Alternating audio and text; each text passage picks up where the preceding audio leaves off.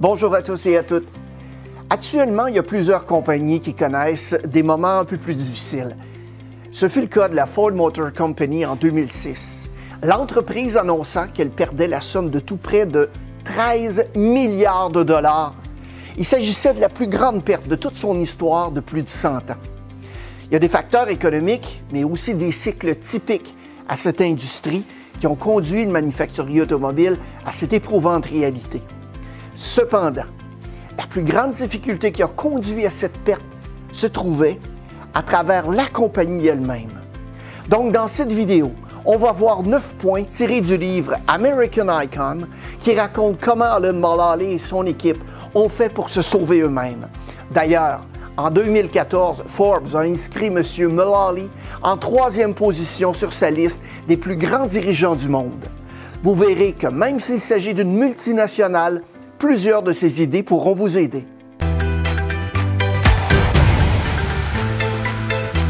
Salut, c'est Mario et sur cette chaîne, je veux vous aider à améliorer vos performances dans le domaine de la vente, de l'expérience client, mais aussi du leadership.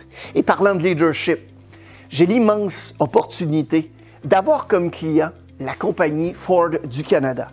Et évidemment, je travaille avec certains de ces établissements concessionnaires. Et je veux insister sur les mots « immense opportunité » parce que j'ai pu ainsi être témoin d'un revirement d'entreprise les plus significatifs de toute l'ère industrielle. Alan Mulally a réussi 2 fois cet exploit dans sa vie, une fois avec la compagnie d'aviation Boeing et ensuite avec la compagnie Ford. Voici donc les 9 points tirés du livre American Icon. Avoir une vision claire et attrayante. Vous devez savoir qui vous êtes et ce que vous voulez accomplir pour inspirer les gens. La première chose que fit Alan Mulally fut d'identifier cette vision. Il trouva son inspiration dans les archives de la compagnie. Une annonce qui datait de 1925 dans laquelle Henry Ford déclarait « Ouvrir la route à toute l'humanité ». Il en distribua une copie à tous ses hauts dirigeants et il s'assura que toutes les décisions de la compagnie seraient prises en fonction de cette vision. Par exemple, on opta pour la technologie EcoBoost afin de rendre accessible le moteur beaucoup plus économique au plus grand nombre de personnes possible. Ayez un plan simple, mais tenez-vous-y. On ne compte plus le nombre de fois où plusieurs hauts dirigeants de la compagnie ont essayé, en vain, de créer un nouveau plan ou bien un nouveau programme suite aux résultats misérables que Ford obtenait. Pendant presque 3 ans et demi, Ford a perdu des millions et des millions de dollars trimestre après trimestre. Mais le mot d'ordre de Mulally, tenez-vous-en au plan. Vous savez, ce plan fut d'ailleurs partagé à tous les collaborateurs de la compagnie. On suggérait même très fortement de le porter sur soi. Avant Alan Mulally, il y a un nouveau plan ou un nouveau programme qui était mis en place environ tous les 6 mois. Après avoir pris conscience de la situation, il a élaboré avec son équipe un plan simple en 4 étapes et tout au long des années précédant le retour à la rentabilité, le plan fut le même. Premièrement, c'était de restructurer de façon dynamique l'organisation pour rentabiliser les affaires en fonction de la demande actuelle, mais aussi de la proportion changeante des modèles. Comme deuxième point, c'était d'accélérer le développement des nouveaux produits recherchés et d'appréciés par les clients. Troisièmement, c'était de financer le plan et d'améliorer le bilan. Et quatrièmement, c'était de travailler ensemble de façon efficace comme une seule et unique équipe. Le prochain point, c'était de travailler sur un meilleur plan. La résolution d'un problème n'est pas une fin en soi. Un haut dirigeant japonais discutait un jour avec un de ses pairs des États-Unis. Le japonais dit à l'Américain « Votre pays a inventé tellement de choses et a échoué à les améliorer. Mon pays n'a pas inventé grand-chose, mais lorsqu'on croit à quelque chose, on ne cesse jamais de l'améliorer. » D'ailleurs, lors d'une première visite au bureau chef de Ford en Europe, en Cologne en 2007, Alan Mulally fut très impressionné des résultats qu'il constata en écoutant une présentation tenue par les hauts dirigeants de l'endroit.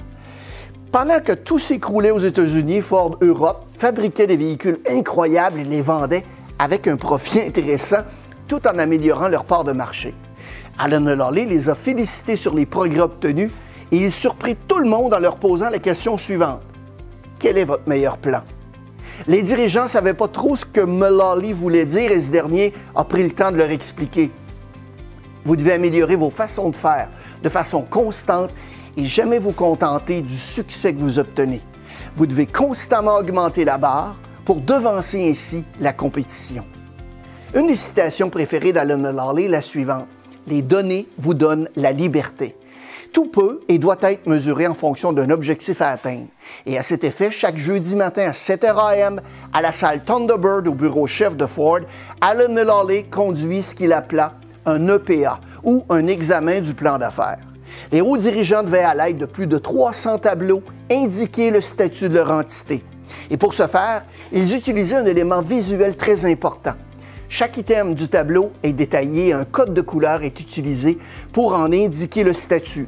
Rouge, problème; jaune, à surveiller; vert, progrès; et bleu, en attente. En fait, le but de ces tableaux est de donner un indicateur visuel rapide afin de régler les problèmes de façon beaucoup plus rapide. Travailler ensemble. La culture d'entreprise qu'Alan Mulally hérita ressemblait au Kremlin, comme le disait lui-même Bill Ford. Coup de couteau dans le dos et écraser les autres pour se mettre en valeur faisait partie, en fait, de façon de faire de la culture d'entreprise.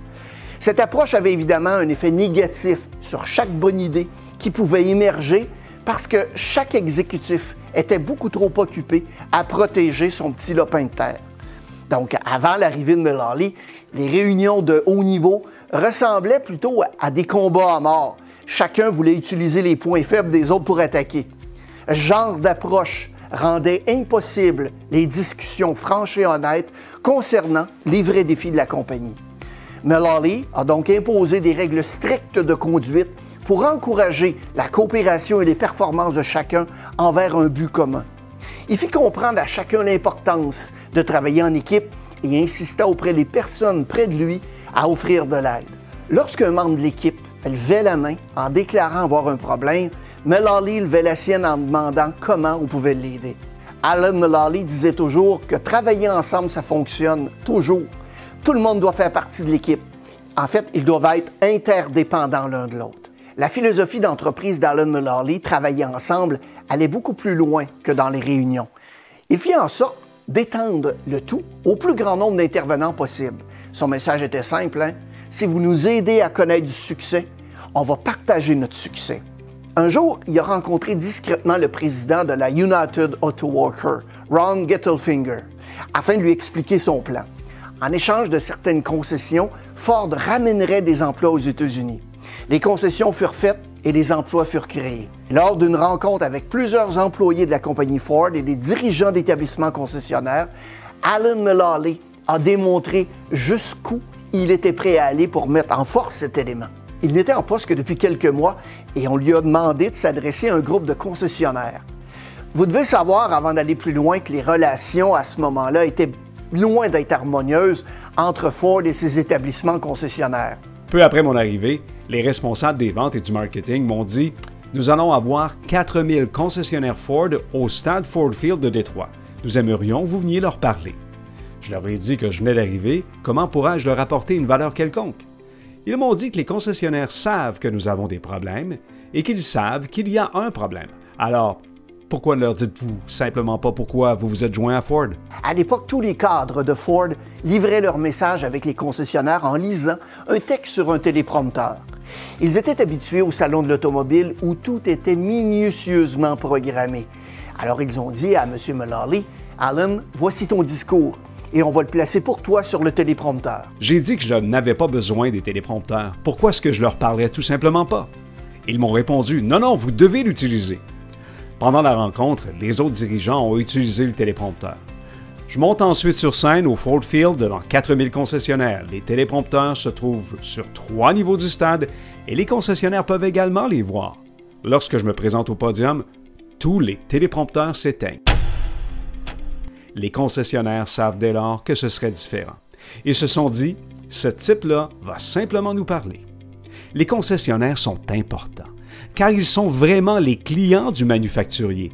Ce n'est pas ces derniers qui vendent les véhicules, les concessionnaires le font. Il y a plusieurs des employés de la compagnie Ford qui étaient également présents. Mais au lieu d'être assis avec leurs clients, c'est-à-dire les concessionnaires, dans l'enceinte, ils étaient tous au-devant de la scène. Ils voulaient voir qui était Alan Mulally, qui n'était pas très à l'aise avec la situation. Il a donc demandé à tous les employés de Ford présents de se lever et de se retourner face aux concessionnaires. Tous les gens de Ford se sont exécutés. Il aura ensuite demandé de dire au concessionnaire la phrase suivante. Je vous aime. Vous savez, le mot amour n'était pas très utilisé chez Ford à ce moment-là. Avec la tête baissée, ils ont marmonné un très faible « je vous aime ». Et Mullally, voyant le manque d'enthousiasme, leur a dit « Essayons encore une fois, regardez-les et dites-leur que vous les aimez. » En fait, ce ne fut pas plus convaincant. Alors, il leur a dit « Faites comme si vous le pensiez vraiment et ça devient une vérité. Les concessionnaires ont vraiment besoin d'entendre cela.